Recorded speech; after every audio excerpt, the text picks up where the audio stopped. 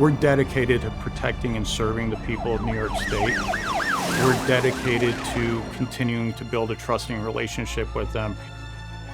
The digital evidence acts as a witness into itself, where we can see communications and data that the suspects wouldn't think we would have access to.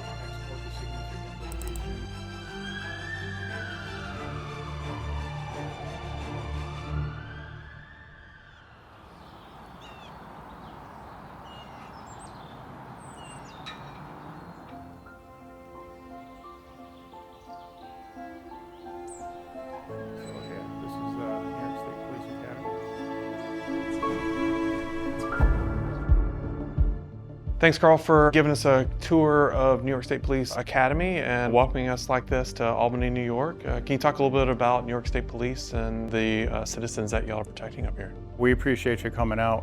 New York State Police, we cover the entire state, all the way from Long Island to Buffalo, up to the Canadian border, down to the Pennsylvania border. And currently we serve a population of 19.5 million. New York being such a tourist destination with New York City or the Adirondacks, the Finger Lakes, we do see a large influx of visitors, and we're happy to offer them services as well.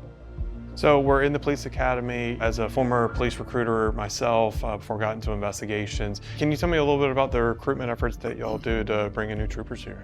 We're always looking for the best and brightest and those willing to accept a challenge to join the Long Gray Line. Everyone who starts here as a New York State trooper starts out on road patrol working uniform. However, there's multiple opportunities, K-9, aviation, underwater recovery team, or special operations response team. One area that continues to grow is our computer forensics lab and a computer crime unit. Whether it's a child exploitation investigation, a motor vehicle accident, a robbery, there is some technical aspect to all these investigations. So you've seen the New York State Police Academy where troopers begin their careers, but let's go check out the lab and see what those digital forensic examiners are doing. Yeah, let's go. All right. We are a statewide agency. We're saving somebody's life every day. I think the challenges in New York State are we do have very large populations, very transient populations where people come and go. They're coming from Massachusetts or Connecticut or Rhode Island or New Jersey or Pennsylvania, and it's easy for them to travel here quickly. The New York State Police is divided into 9 regional troops. Each of those regional troops has a computer crime unit office that has forensic capabilities in the office. We also have our headquarters forensic laboratory in Albany that has enhanced capabilities. The content of the work that we do is very difficult to deal with, but it absolutely has to be done. Gone are the days where the bad guys putting a gun up to you and demanding your wallet. Right now, criminals are just using an internet connection and a laptop and a VPN, and they could commit crimes anywhere in the world. As the manager of the forensic lab and the digital forensics program, my job is really to put our investigators and analysts in the best position possible to succeed. They need to have the right training, they need to have the right tools, they need to have the right equipment. So as part of the computer crime unit, we could be sitting in the office, but then the phone rings and there's a homicide 2 hours away. At that point in time, it's all hands on deck. We're grabbing laptops to respond to the scene.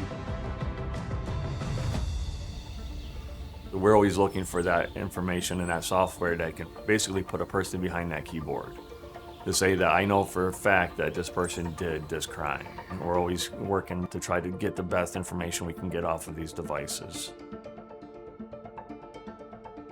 We may be the face at the scene, but behind us, we have the support of our first line supervisors all the way to executive staff in Albany.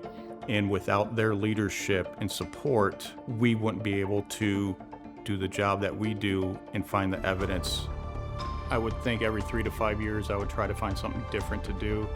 And here I am 12 years later, still working in mainly child exploitation. For us to be able to make a difference in somebody's life is something that we can get up every day and feel very proud of. When you get justice for a victim or a victim's family, that is what keeps me motivated to come to work every day.